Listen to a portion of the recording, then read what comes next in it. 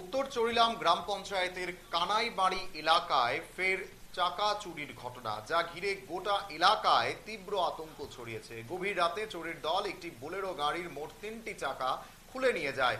গাড়ির মালিক লিটন সাহা জানিয়েছেন, তার দুটি বোলেরো গাড়ির মধ্যে একটি থেকে দুটি চাকা ও অন্যটিতে থাকা একটি অতিরিক্ত চাকা চুরি করে নিয়ে যায় চোরের দল। এই নিয়ে মাত্র 1.5 মাসের ব্যবধানে দ্বিতীয়বার চাকা চুরির ঘটনা ঘটল তার গাড়ি নিয়ে।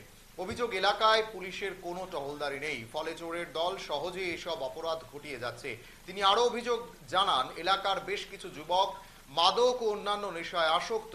এদেরই একটি অংশ নিয়মিতভাবে চুরি, ছিনতাই ও অন্যান্য অসামাজিক কাজকর্মে জড়িয়ে পড়েছে। ফলে এলাকায় রাত্রিকালীন নিরাপত্তা জোরদার করার দাবি জানান স্থানীয়রা। গাড়ির কিছুদিন আগে বলতে 1-1.5 মাস আগে একটা চাক্কা লয়ে আছে হুইল সহকারে। আমার গাড়িটা আমার বাড়ির লোকে একটা খালি জায়গাতে ছিল, আমরা জায়গাতেই তো নিচে তারপরে আবার কালকের দিন আগে রাত্রেবেলা 2 চাক্কা সমানে লেগে গেছে, টোটাল 3টা চাক্কা লয়ে আছে। তো আমি কালকে কিতা করুম, 3টা চাক্কা অন্যখান থেকে ব্যবস্থা করে সেকেন্ড হ্যান্ড চাক্কা আইন আপনার আবার তো বাড়িতে আনছি গাড়িটা। মানে এই গাড়ির চাক্কাটি লাগাইতে লাগবো আমার 40,000 টাকার উপরে।